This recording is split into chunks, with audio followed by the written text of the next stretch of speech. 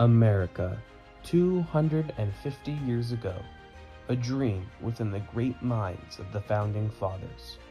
George Washington, John Adams, Benjamin Franklin, Thomas Jefferson, and many more had envisioned a new country upon which all men were created equal, a country where men are endowed by their Creator with certain unalienable rights, a country where life, liberty, and the pursuit of happiness was enshrined within the basic law of the land, a new, democratic society without the rules of a monarch, thus birthed the superpower we know now today as the United States of America.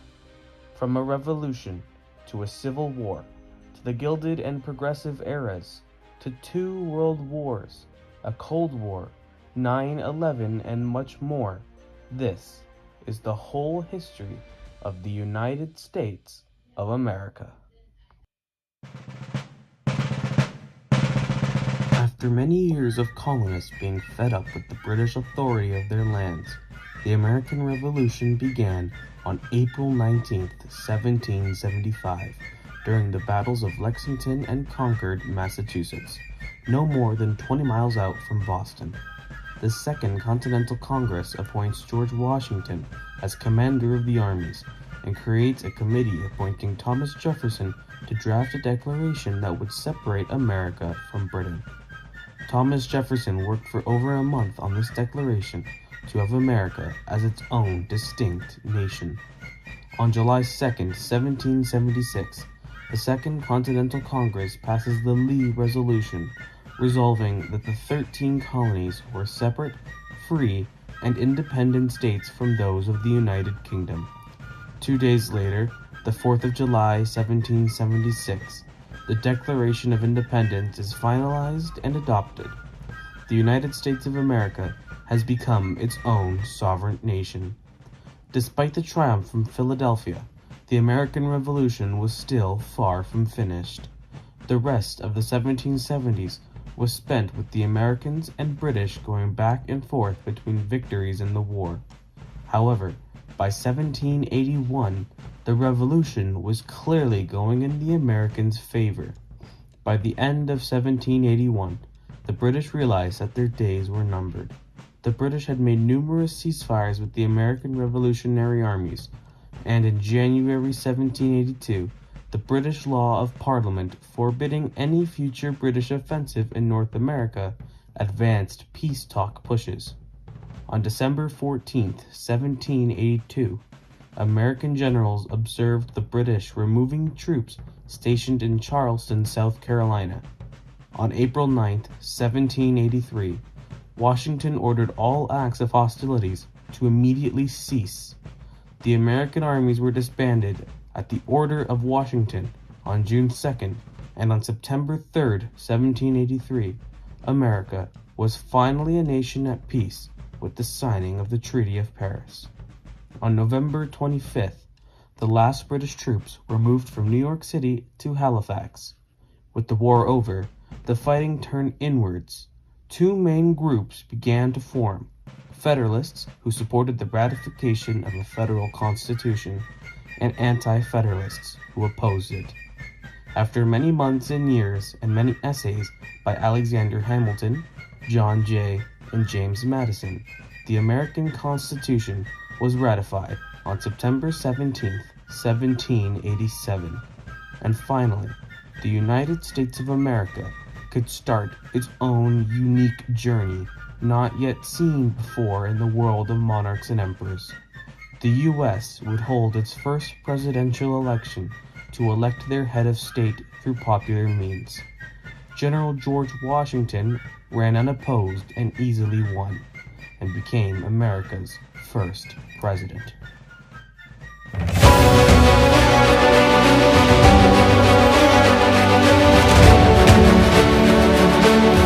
On March 4th, 1789, the Constitution goes into effect, starting operations for the United States government. On April 30th, Washington is inaugurated as president, and John Adams as vice president 9 days earlier. Washington was broadly popular across the country, and the nation is madly in love with him. In 1792, he runs for re-election and wins. The Constitution doesn't explicitly state if this is allowed, and Washington's demonstration sets an unbroken precedent for nearly 150 years. However, this will all come to a screeching halt. After months of deliberation, President Washington signs a tax on whiskey late in 1791. Alexander Hamilton knew that a tax would have to be levied in order to pay back the national debt accumulated over the course of the Revolutionary War. Taxes are a risky political strategy and are unpopular. Hamilton would have preferred a luxury tax instead of a whiskey tax. During this time, water is not safe enough to safely drink, so most people resort to drinking wine, and especially whiskey, to live. So levying a tax on this drink is politically dumb. Insurrectionists rise up against Washington and the federal government in what is later dubbed the Whiskey Rebellion. This battle is seen as the first major rebellion against the federal government. Before troops could be raised, the Militia Act of 1792 required a justice of the United States Supreme Court to certify that law enforcement was beyond the control of local authorities. On August 4, 1794, Justice James Wilson delivers his opinion that Western Pennsylvania was in a state of rebellion. On August 7th, Washington issued a presidential proclamation announcing with the deepest regret that the militia would be called out to suppress the rebellion. He commanded insurgents in western Pennsylvania to disperse by September 1st. The insurrection collapsed as the Federal Army marched west into western Pennsylvania in October 1794. The Army encountered no resistance. That scare made Washington and his successors hesitant about doing anything unpopular for at least 3 decades. In 1796, Washington declines to serve a 3rd term and retires to Mount Vernon. The 1796 election thus becomes the first Democratic election in American history. This election was heavily contested between Federalist John Adams and Democratic Republican Thomas Jefferson. Adams won and immediately had to deal with the XYZ affair. This was a diplomatic incident where French agents demanding bribes and loans from American diplomats before negotiations to halt French seizures of U.S. ships could begin. This incident caused massive anti-French sentiment and led to the creation of the U.S. Navy and the start of America's next challenge, the Quasi-War. The Quasi-War, despite not being declared officially by either the French or American government, ends up taking over 200 lives. This war was fought entirely at sea, with the American and French Navy fighting mostly in the Caribbean. President Adams is concerned about the potential escalation of the war and what it could mean for the young nation. However, a massive breakthrough in France leads to the end of the conflict. The replacement of the First French Republic in November 1799 led to the Convention of 1800, which ended the war on September 30, just in time for the election. The 1800 election was a rematch from the last one. This election was really nasty, with both sides throwing insults at each other. Adams' supporters called Jefferson a deist, and Jefferson's called Adams a hermaphrodite. Campaigning off the high unpopularity of Adams for signing the Alien and Sedition Acts, Jefferson won the election of 1800, after a close challenge from Aaron Burr in the House, and ushered in a new generation of America. America was about to double in size.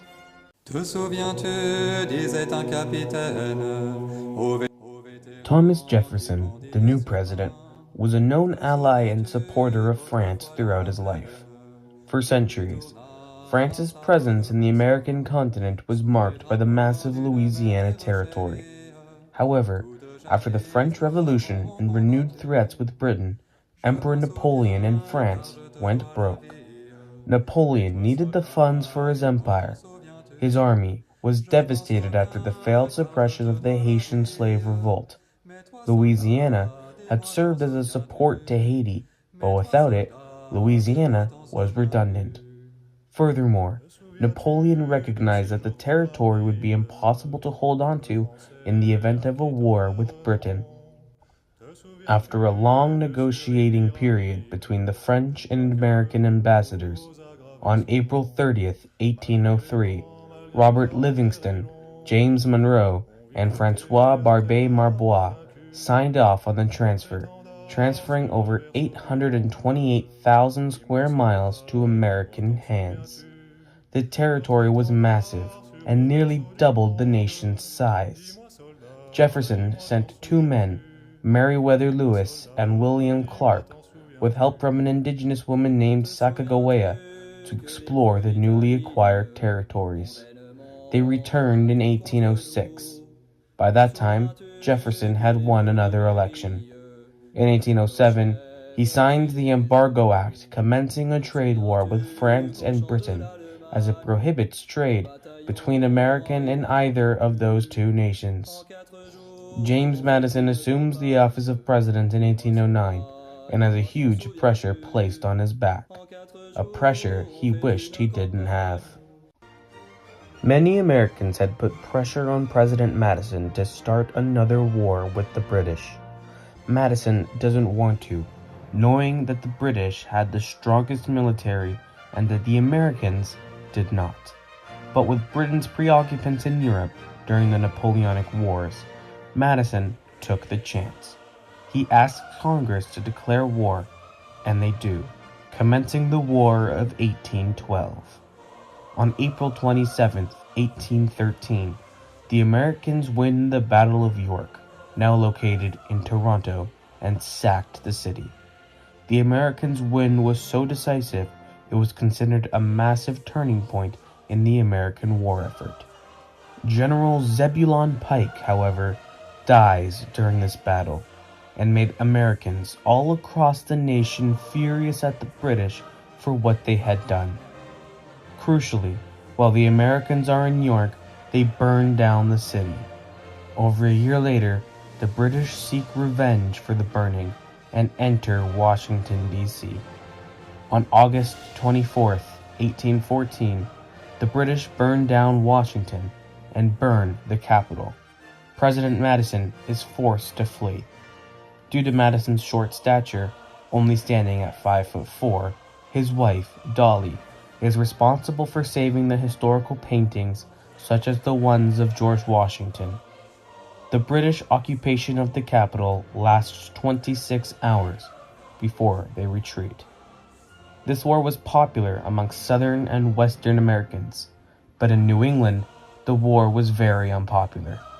A secret set of meetings led by key members of the Federalist Party met from December 15th to January 5th in Hartford, Connecticut, to potentially discuss secession from the Union in opposition to the war. However, the calls died down after a little while. With neither side making significant gains, the two sides agreed to cease hostilities on December 24th, 1814, signing the Treaty of Ghent. However, news travels slowly. The news of the signing doesn't reach New Orleans until much later. On January 8th, 1815, General Andrew Jackson, unbeknownst about the Treaty of Ghent signing, decisively wins the Battle of New Orleans. The battle suffered well over 2,000 casualties, with only 71 being American. These men died without realizing that the war was already over. While the Americans did not win the war, a great sense of relief fell over the American people and commences the era of good feelings, which lasts for the rest of the Madison presidency and the James Monroe presidency. Crucially, Monroe makes a huge statement in the history of America, the Monroe Doctrine. He says that if the European powers promised to not interfere with the affairs of the Americas, the Americans would not interfere with the affairs of Europe. The Europeans agree, allowing the Spanish Empire to fall apart in the 1820s and 30s. Missouri had wanted to join the Union as a state that permitted the institution of slavery.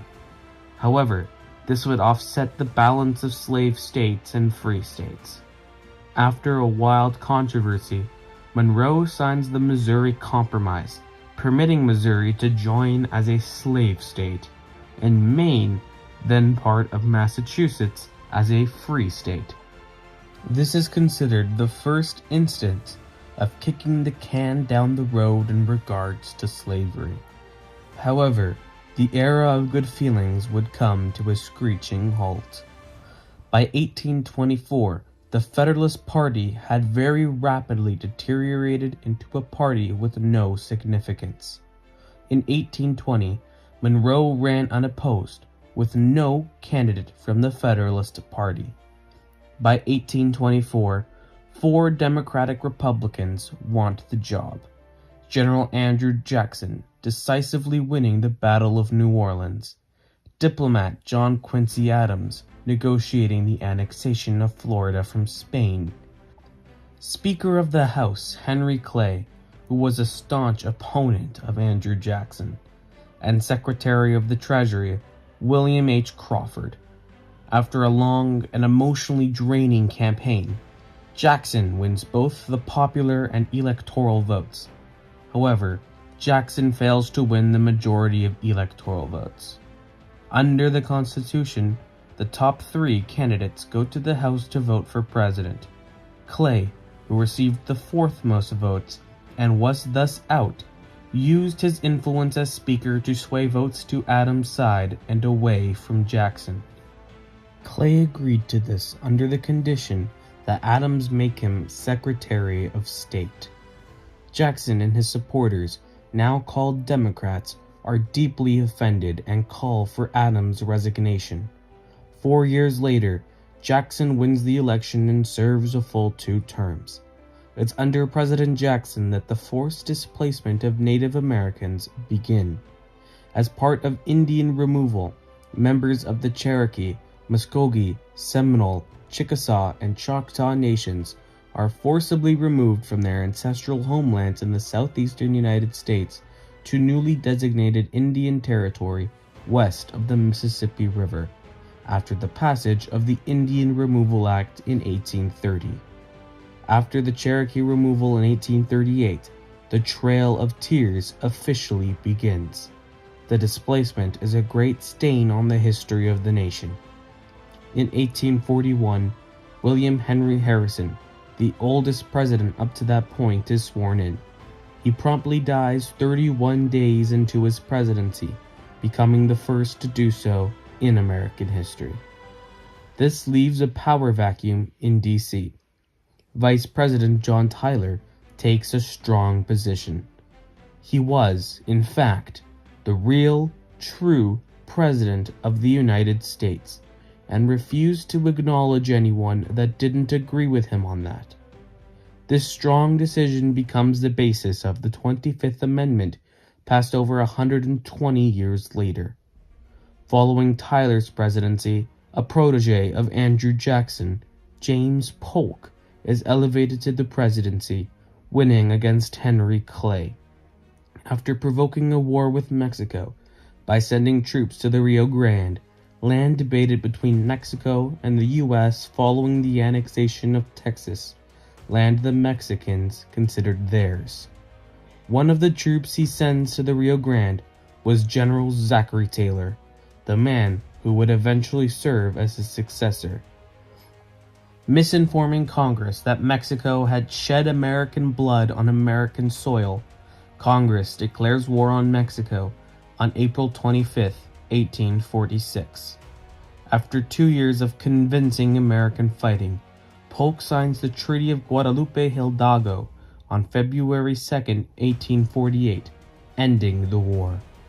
During that time, on June 5, 1846, Polk signs the Oregon Treaty with Britain, avoiding another war, drawing a border between the two nations in British Columbia, land that the two had shared since 1818. Polk refused to serve a second term in 1848 and dies only 3 months after leaving office. The presidency of Zachary Taylor was in the first of the tumultuous 1850s decade, in the lead-up to the American Civil War.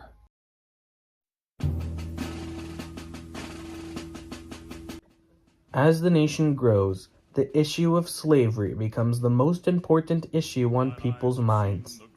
Since the creation of the Republic in 1787, a clear balance is set in place between states that did not permit slavery, called free states, and states that permitted it, called slave states.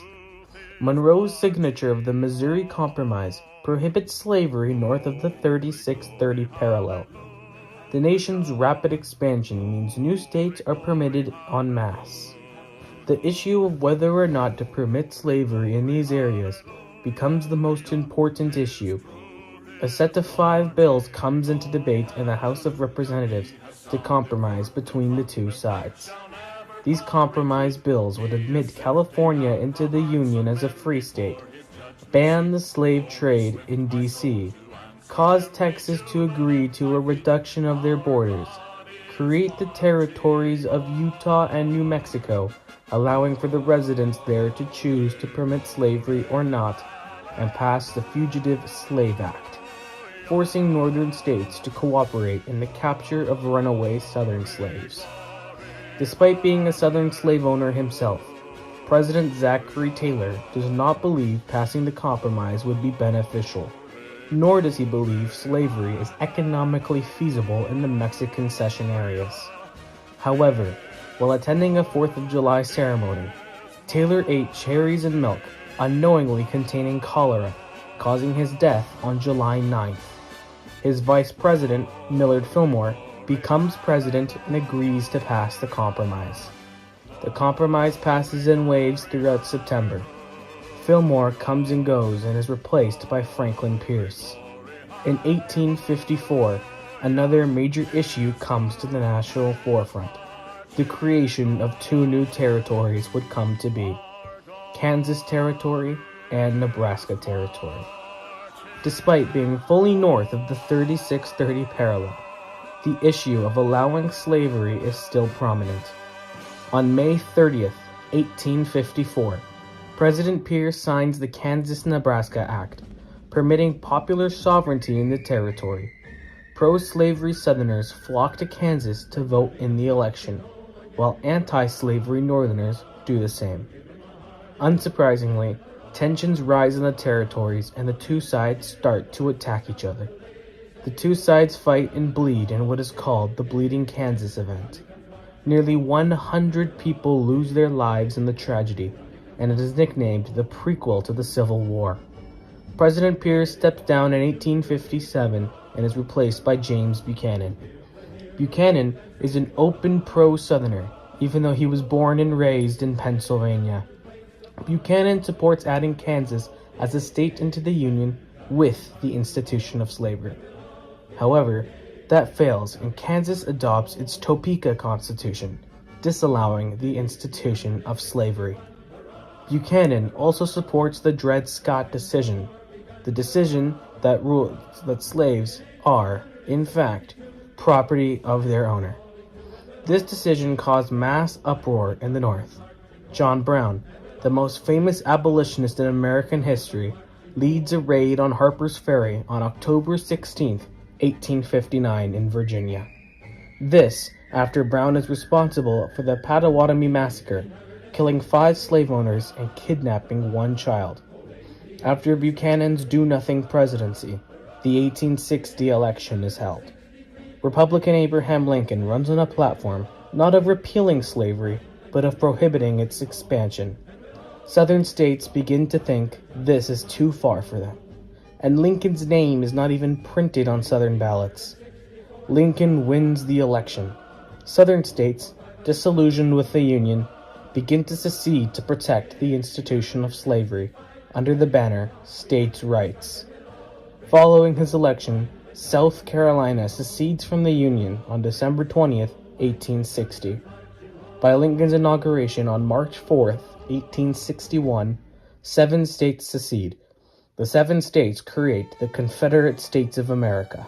On April 12, 1861, until April 13th, the Southern Army bombards and wins the Battle of Fort Sumter in Charleston. Nobody dies, but this battle is seen as the first battle of the 5-year American Civil War. In the first years of the war, the Southern Army looks to be the favorite in the fight. The first Battle of Bull Run on July 21, 1861, the Battle of Wilson's Creek on August 10, 1861, and the Battle of Fredericksburg in mid-December 1862 were major victories for the South. However, in 1863, Confederate victories became fewer and further between. From July 1st to 3rd, 1863, the Army of the Potomac and the Army of Northern Virginia fight the Battle of Gettysburg. General George Meade halted General Robert Lee's invasion of the North with a decisive victory that changed the tide of the war. In November, President Lincoln travels to Gettysburg and makes the famous Gettysburg Address. Throughout 1864, it becomes clear that the Union would win. From November 15th to December 21st, 1864, General William Sherman launches the March to the Sea in Georgia. This march becomes so devastating that it is seen as the major cause for the capitulation of the Confederacy. On April 9, 1865, Robert Lee's forces, surrounded by those of the Unions, surrendered at the Appomattox Courthouse and negotiates the terms of surrender with General Ulysses Grant. The Confederacy wins the final battle of the war at Palmito Ranch, though it is on the border with Mexico. The Confederacy dissolves on May 5, 1865, and the war is declared over by the President on August 20, 1866. That President would not be Lincoln, as on April 14, 1865, actor and Confederate sympathizer John Wilkes Booth enters Lincoln's box while watching the play Our American Cousin. Booth waits for a moment that would arouse a loud laugh before shooting Lincoln in the back of the head. He jumps down off the balcony and shouts, "Sic semper tyrannis," thus always to tyrants. Lincoln is taken to a hospital across the street and dies the next morning on April 15th. Vice President Andrew Johnson takes his spot. Johnson, a racist Southerner, now takes on the duty of punishment of former Confederates and Reconstruction.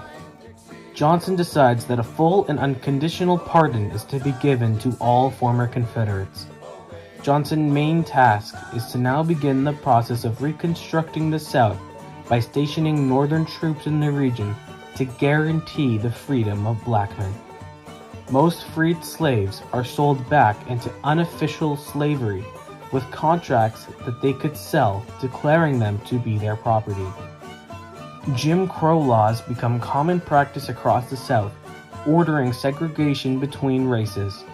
With the Civil War in the rearview mirror, President Johnson and his eventual successor, General of the Army's Ulysses Grant, can focus on moving forward.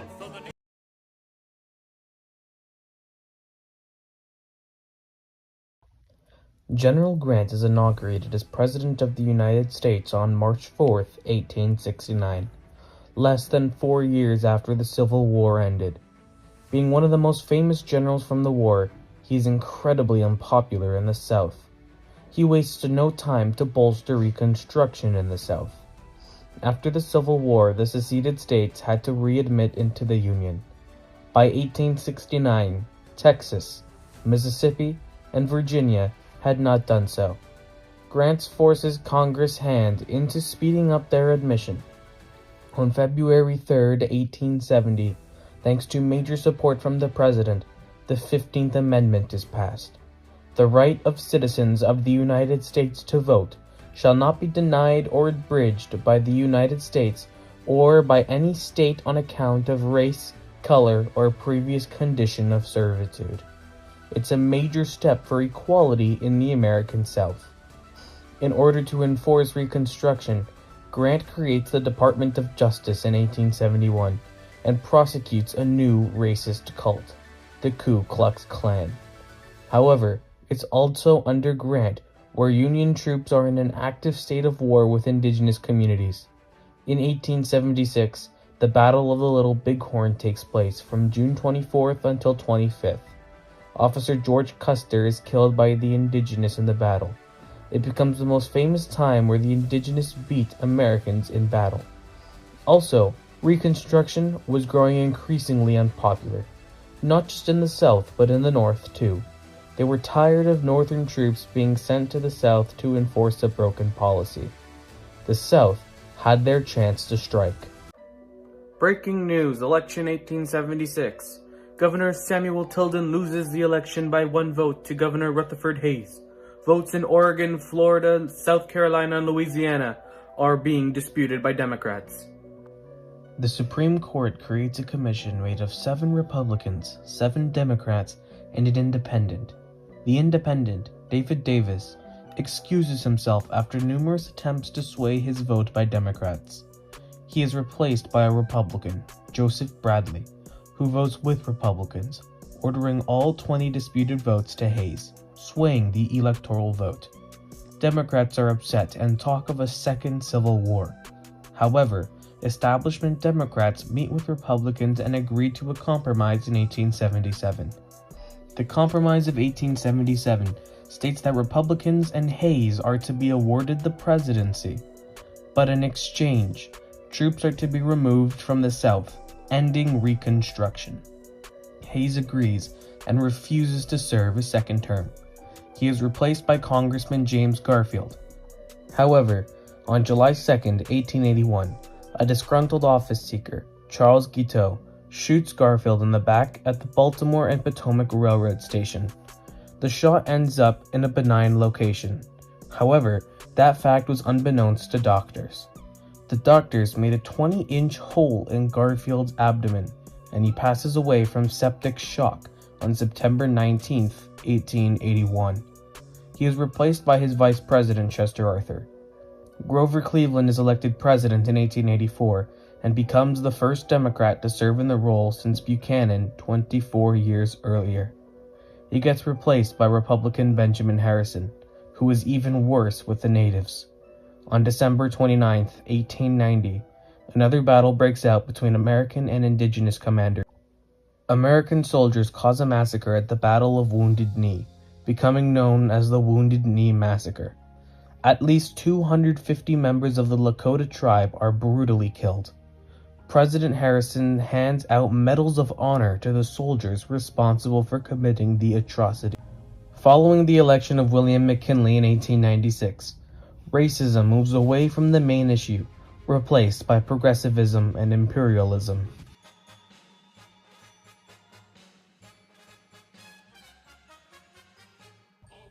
President William McKinley is inaugurated on March 4, 1897, and is a well-known expansionist.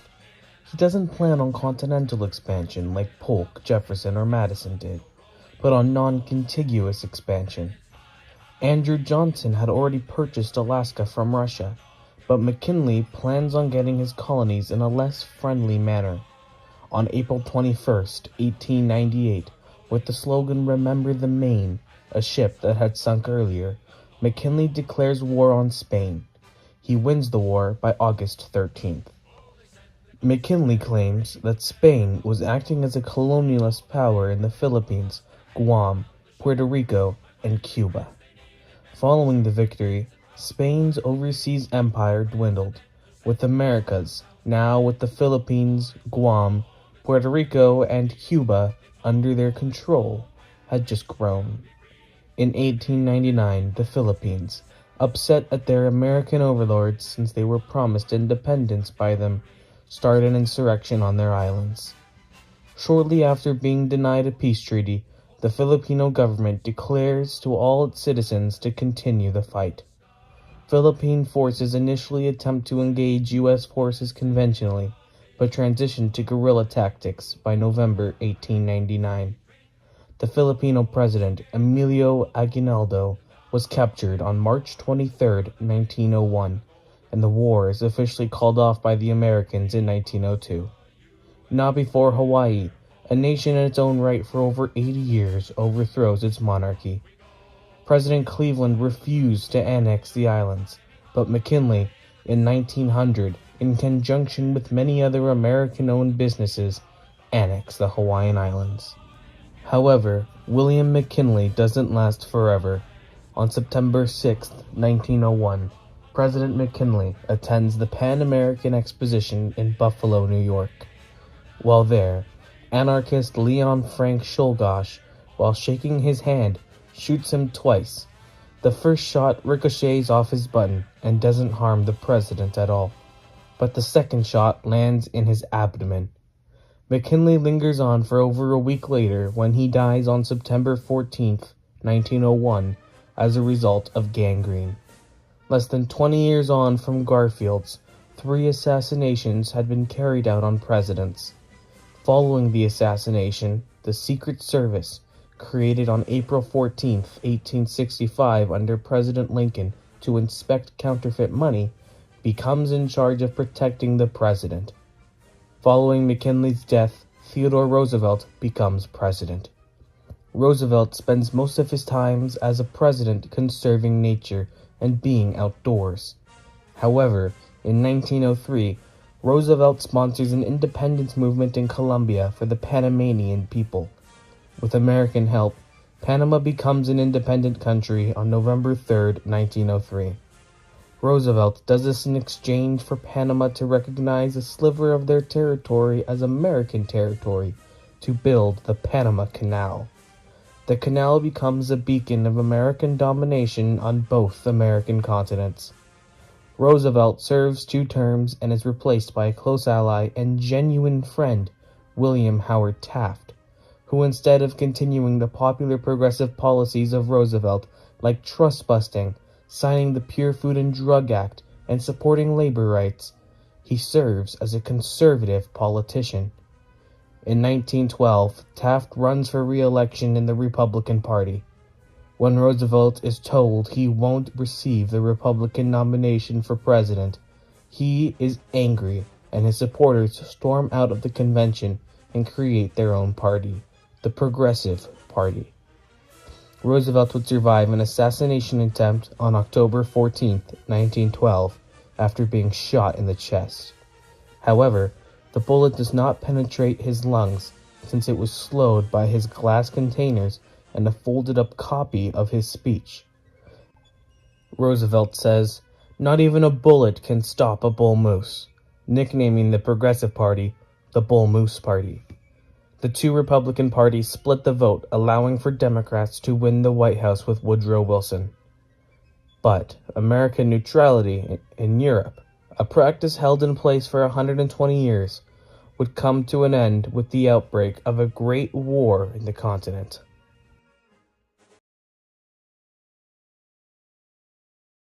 Washington, all the way back in the 1700s, envisioned the young United States to be a neutral nation that stays out of European affairs. That's why he signed the 1793 Proclamation of Neutrality during the French Revolution. The American people had always agreed with this neutrality, even when on June 28, 1914, Archduke Franz Ferdinand is assassinated by Gavrilo Princip in Sarajevo. The Great War breaks out following the assassination a month later, on July 28, 1914. Americans, alongside President Woodrow Wilson, do not wish to interfere. While militarily neutral, Wilson and the American government economically aid the Entente. However, something changes in American perception. Mayday, mayday, we're sinking. 11 nautical miles from Old Head of Kinsale, Ireland. We've been struck by a torpedo launched by the Germans. Send help immediately. The sinking of the RMS Lusitania on May 7, 1915, 13 miles from Ireland, shifts public opinion. Wilson wins re-election in 1916 off the promise, "He kept us out of war." But just over a month after his second inauguration on March 4, 1917, on April 16, 1917, Wilson sends the United States of America into war against the German Empire, after they are largely seen as the aggressors in the continent. Wilson also successfully asks Congress to declare war on Austria-Hungary on December 7th. The United States wins crucial battles in the war, like the Battle of Cantigny on May 28, 1918, the Second Battle of the Marne in July 1918, and the critical Meuse-Argonne offensive from September 26th until the war's end on November 11, 1918. These battles helped the United States and the Entente win the Great War. Following the war's conclusion, the Entente puts heavy sanctions on Germany as punishment. America also holds debt over both Britain and France, which they receive from Germany. On January 17, 1920, the 18th Amendment to the Constitution comes into effect, banning the sale or production of alcohol across the country. Prohibition becomes a failed plan, as many Americans produce fake alcohol called moonshine to disguise themselves. The 1920s, in contrast from the previous decade, become a beacon of prosperity. The decade is nicknamed the Roaring Twenties, as a sign of the happy times of the decade. President Calvin Coolidge eliminates over a quarter of the national debt, and socially makes indigenous Americans full citizens of the United States of America. Despite the good times produced by the decade, it would all come crumbling down. The tremendous crowds which you see gathered outside the stock exchange are due to the greatest crash in the history of the New York Stock Exchange in market prices. The stock market crashes, and Black Thursday sees an 11% decrease of profit. On October 28th, Black Monday, a 12% drop, and Black Tuesday sees another 11% drop. Despite Wednesday, October 30th recovering 12%, significant damage had already been done. From September 1929 to July 1932, the market loses 82% of its value. The economic collapse causes a 12-year-long calamity, with Americans losing their jobs, hope, and all of their savings. In response, on June 17, 1930, Congress passes the Smoot-Hawley Tariff Act, which increased tariffs in order to protect American businesses at the expense of American allies. This act backfires, and allies increase tariffs on American companies in retaliation, worsening the Depression. In 1932, President Herbert Hoover is immensely unpopular. He loses the 1932 election despite an endorsement from the popular Coolidge to sixth cousin of Theodore Roosevelt, Franklin Delano Roosevelt. Additionally, in 1932, thanks to the incredible inflation in Germany, the Nazi Party, claiming to fight for the workers, takes power, with Adolf Hitler becoming Chancellor in 1933. Roosevelt is inaugurated on March 4th of that year, and in his inaugural address he claims, "Let me assert my firm belief that the only thing we have to fear is fear itself." This message of hope inspires millions of Americans who had not felt hopeful in over 4 years. Roosevelt helps millions of Americans with his New Deal acts, which install the very first Social Security program. Additionally, on his 18th day of office in 1933, Roosevelt signs the Cullen-Harrison Act, authorizing the sale of 3.2% beer and alcohol, and on December 5th, the 21st Amendment is passed, repealing the 18th Amendment. In 1939, American neutrality, already broken, becomes tested once again. Wenn Sowjetzeichen soll er vor sich hertragen und wir werden in unserem Zeichen wieder siegen! September 1st, 1939. Adolf Hitler, leader of Nazi Germany, invades Poland. France and Britain, with pre-existing defense treaties with Poland, declare war on Germany. This commences the Second World War. President Roosevelt refuses to send troops immediately. However, he is economically supporting the Allies against the Nazis. Roosevelt, with little serious opposition, runs for a third term and wins, breaking Washington's tradition. On December 7, 1941, Japanese bomber pilots bomb Pearl Harbor in Hawaii. President Roosevelt's response? Declare war on the Empire of Japan, on a date that shall live in infamy. Hitler, enraged at the Japanese, but still willing to be their allies, declared war on America. America wins crucial battles in the Pacific to change the tide of the theater, like Midway in June 1942, Iwo Jima in March 1945, and Okinawa in June 1945, while also participating in major European offenses like the crossing of the Rhine on March 23, 1945, Battle of the Bulge in January 1945, and crucially the Normandy landings, nicknamed the D-Day landings, on June 6, 1944. Germany collapses on May 8, 1945, Victory in Europe Day, but only after President Roosevelt suffers a cerebral hemorrhage on April 12, 1945, dying. He is replaced by Vice President Truman, who announces Germany's defeat, without Hitler, who commits suicide on April 30th. Unbeknownst to the public, the nation's top scientists are building a nuclear bomb, the first of its kind. J. Robert Oppenheimer is the main mastermind behind the plans. President Truman makes a tough decision. On August 6, 1945, he drops the first nuke on Hiroshima, and 3 days later again on Nagasaki. This causes Emperor Hirohito to finally negotiate surrender.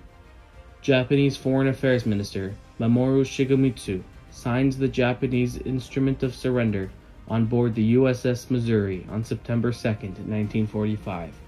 6 years and 1 day after the initial invasion of Poland. Despite working together during the war to defeat the Nazis, America would gain another enemy: Joseph Stalin, the Soviet Union, and communism. The West believes that communism is incompatible with their beliefs, and Truman issues his Truman Doctrine to declare he would fight against communism wherever it appears. This launches another heated period with American participation, the Cold War.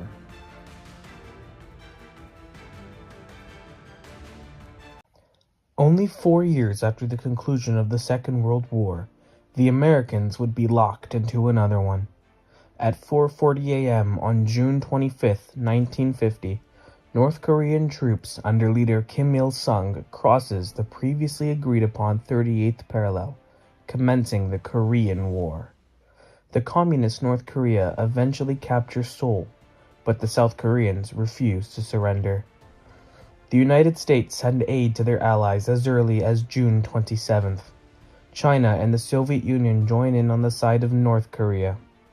Despite General Douglas MacArthur leading the Americans to win crucial battles such as the Battle of Incheon, the war ends in a ceasefire on July 27, 1953. Just in time for Vietnam, another divided country, to start fighting itself. Communist North Vietnamese troops under Ho Chi Minh cross into capitalist South Vietnam. The American government under President Dwight Eisenhower, the same president who ended involvement in Korea, economically supports South Vietnam. He serves 2 full terms and, now legally required to retire, is replaced by the youthful John F. Kennedy. In the meantime, the Soviets launched their first satellite, the Sputnik, into space in 1957. This is seen as the commencing of the space race. John F. Kennedy launches the Bay of Pigs invasion against Cuba, now a communist country after their revolution in 1959. This invasion fails horribly, and it becomes a stain on the newly created Central Intelligence Agency. On April 12, 1961, the Soviets take a huge step forward in the space race. They launch Yuri Gagarin, a cosmonaut, into space. Returning alive, he becomes the first man to travel to space and return alive. Kennedy realizes he's screwed in Vietnam. He tries to back out of there. However, while campaigning for re-election on November 22, 1963, Kennedy is shot in Dallas, Texas. Lee Harvey Oswald, suspected of killing Kennedy, is captured and killed on November 24, 1963, by Jack Ruby, an infamous nightclub owner. Kennedy is replaced by his vice president, Lyndon Johnson. On August 2, 1964, USS Maddox is on an intelligence mission in the Gulf of Tonkin. The ship is damaged by a North Vietnamese torpedo. Another attack, this time on the USS Turner Joy, is reported on August 4th. However, unbeknownst to the public, the first attack was provoked by American sailors, and the second attack never happened. Johnson withheld that information from the public and Congress, who passes the Gulf of Tonkin Resolution on August 7th, and is signed by President Johnson on August 10th.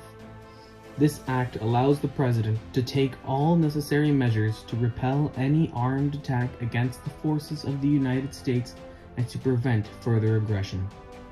Johnson wins re-election in 1964 in a landslide against Republican Barry Goldwater, painted as a crazy racist lunatic. Johnson, despite being a Southern Democrat, signs the Civil Rights Act of 1964, which outlawed discrimination based on race, color, religion, sex, or national origin, outlawing Jim Crow laws. This is why the white Southern vote switches from reliably Democratic to reliably Republican. This is called the party switch, where the parties swap their beliefs. Johnson, in poor health, refuses to serve a second term, and his vice president, Hubert Humphrey, loses to former Vice President Richard Nixon. Nixon was on a platform of ending the Vietnam War and détente with the Soviet Union to ease tensions. Nixon, however, continues the war in Vietnam. Détente with China is successful, as the United States works with Communist China and Mao Zedong after his split from Nikita Khrushchev and the Soviet Union. It is also under Nixon that Neil Armstrong, Buzz Aldrin, and Michael Collins land on the moon on July 20th, 1969. They become the first men to ever step foot on the moon. Despite the Soviets setting every other major accomplishment in the race, the space race is won by the United States. However, despite the wars on poverty and drugs, Nixon's legacy would come to be measured by something more sinister.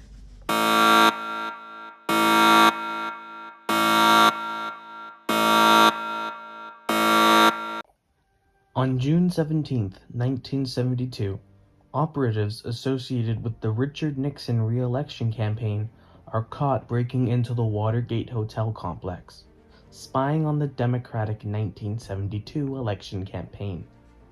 Nixon wins re-election in 1972 by a large margin. In 1973, the scandal breaks. Vice President Spiro Agnew resigns, not due to involvement in the scandal, but because of his corruption as governor of Maryland.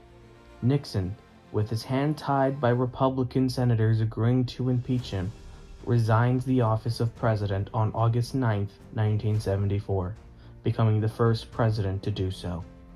He gets replaced by Gerald Ford, the only president not to have been elected in American history. It's under Ford that the Vietnam War finally ends on April 30th, 1975. The 1970s are not a prosperous decade in American history. The Yom Kippur War in 1973 paralyzed the Middle East from October 6th to October 25th, 1973, hurting oil prices for the whole decade. Inflation soars throughout the decade. Coupled with high unemployment, the word stagflation is coined when inflation is high and employment is low. Democrat Jimmy Carter, coupled with his own scandals from a failed Playboy interview where he admitted to lusting for women other than his wife, damages his credibility. Nevertheless, Carter still wins the election. He becomes the last president to not order the bombing of a foreign country. He instead spends his presidency vying for peace. On September 17, 1978, Carter helps Egypt and Israel to sign the Camp David Accords, a peaceful negotiation. However, in 1979, Carter would face one of the hardest diplomatic incidents in American History. Following American involvement in 1953, Iranian Prime Minister Mohammad Mossadegh is ousted after the CIA and British M6 agents overthrow the Iranian government, thinking that Mossadegh was a communist spy, replacing him with the Shah, a physically sick, aging, unpopular sign of Western colonialism. On November 4th, 1979, the American embassy in Tehran is stormed by radical Islamists attempting to root out American colonialism. 52 American diplomats become hostages to Iranians. Canadian Prime Minister Joe Clark aids in the release of the hostages by providing fake Canadian passports to American hostages. On April 24, 1980, Carter launches Operation Eagle Claw in an attempt to free hostages. The operation fails miserably, and 8 Americans on board lose their lives. Carter loses many hours of sleep in an attempt to release the hostages, but every negotiation with Supreme Leader Ruhollah Khomeini fails. Carter, thanks to a combination from the crisis, continued stagflation, and the popularity of California Governor and Hollywood actor Ronald Reagan, loses the 1980 election in a landslide. Carter does not give up on his attempts to free the hostages, and the Iranian government releases them merely 20 minutes after Reagan's inauguration on January 20, 1981. Reagan is the most outspoken critic of communism and is more committed to the destruction of the system than any of his predecessors. Reagan launches a controversial economic policy named after himself, Reaganomics. This neoliberal economic policy cuts taxes for the richest Americans with the promise that the extra wealth will trickle down to the working class. Reagan, in his relentless crackdown of communism, invades the helpless Caribbean island of Grenada after they turn to communism. However, another scandal breaks that will define the Reagan era.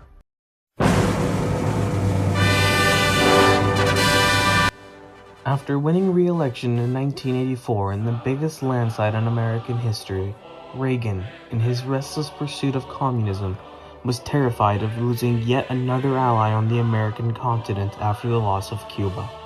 So much so that the American government accepted illegal bribes from the Iranian government selling arms to Iran, while turning around and using those funds to fund the Contras, the anti-communist side in the Nicaraguan Civil War.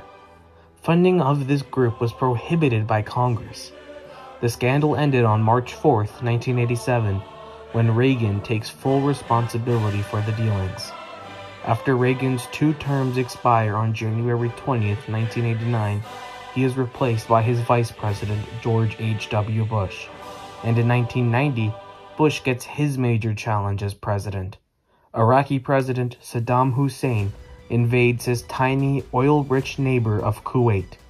On November 29th, the United Nations issues an ultimatum to remove all Iraqi troops or face an invasion by January 15th. Hussein refuses. The United States and a 42-country coalition invades Iraq. Even the Soviet Union, now crippling apart following the independence of Lithuania, Latvia, and Estonia, condemned the invasion of Kuwait. The invasion turns out to be a smashing success, following the liberation of Kuwait on February 28, 1991. This chapter of American history closes on December 16, 1991, when Kazakhstan, the last republic, decides to leave the Soviet Union, dissolving America's largest enemy after a decade of uprising across Eastern Europe, 44 years of the Cold War, and 69 years of the Soviet Union's reign across Europe and Asia. America now becomes the only major superpower in the world.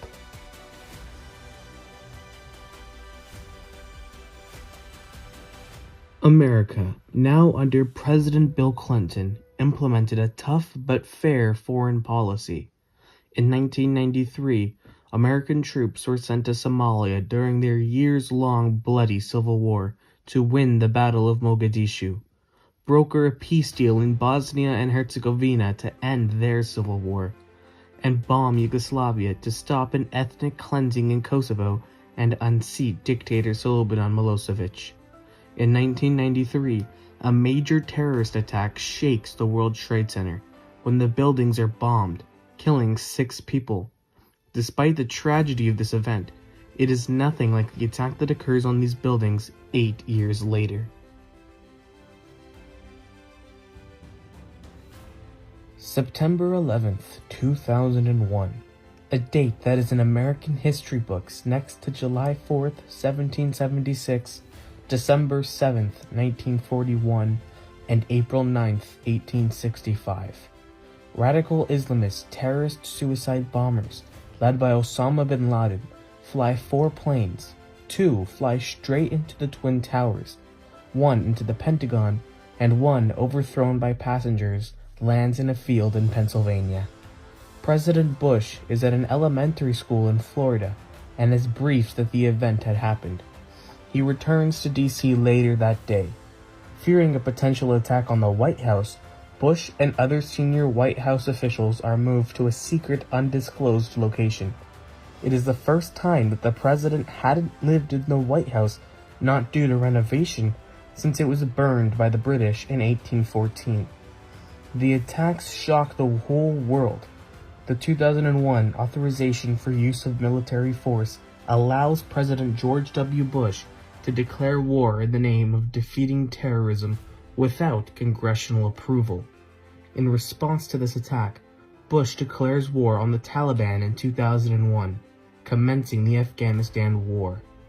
He also coins the term Axis of Evil, which contains Iran, North Korea, and Iraq. Bush, just as his father did 13 years earlier, declares war on Saddam Hussein's Iraq in 2003.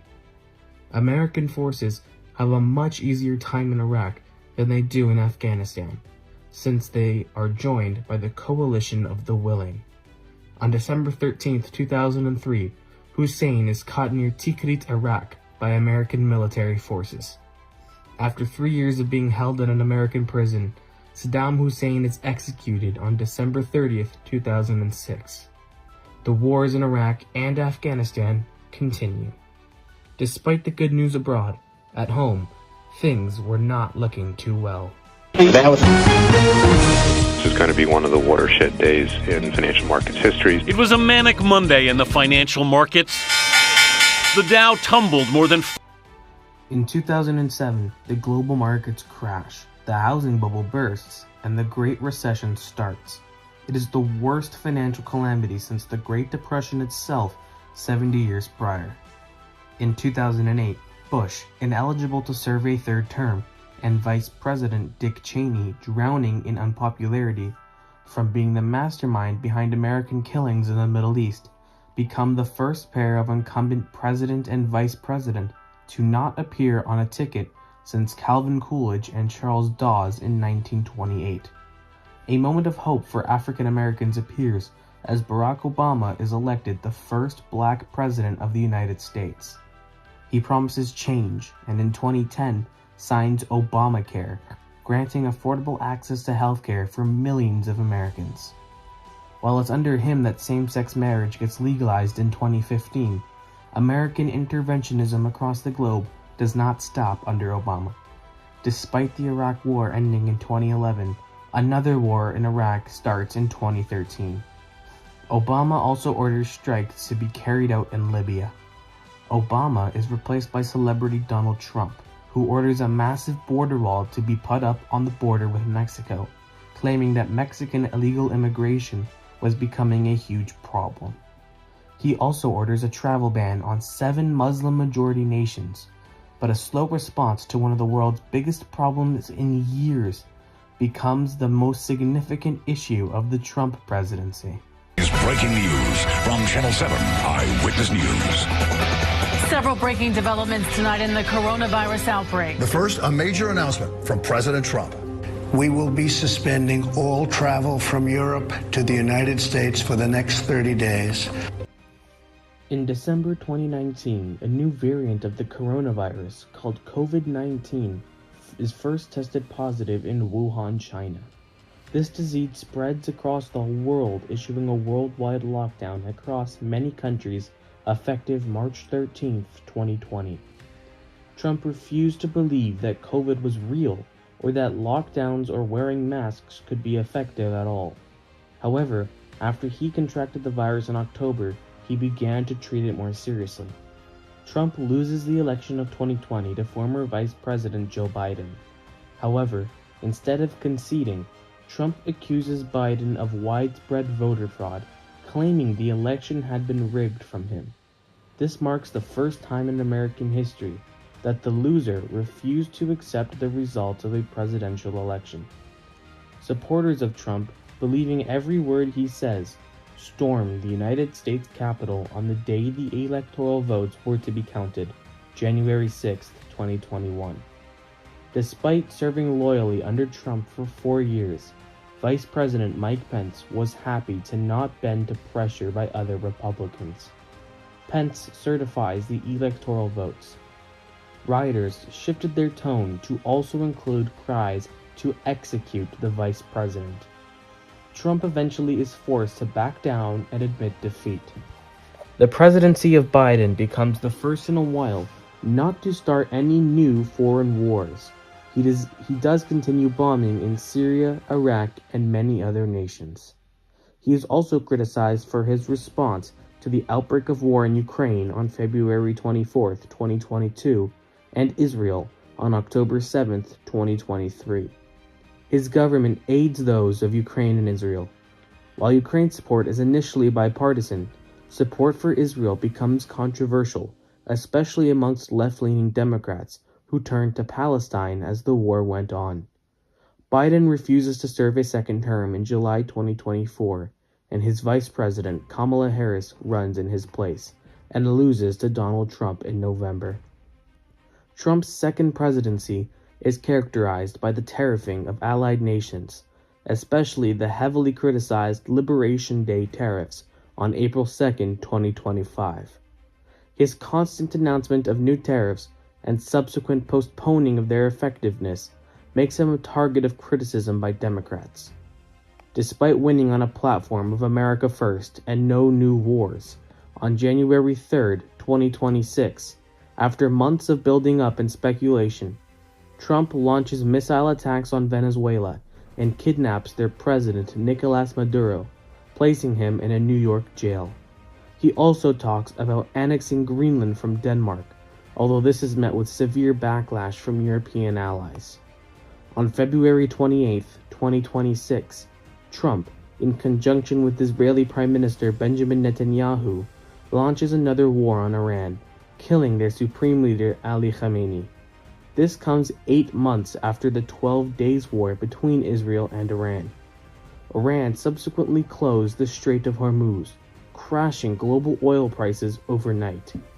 That brings us to the present day, July 4th, 2026, 250 years after the Declaration of Independence was signed by brave men to declare their independence from the British Empire.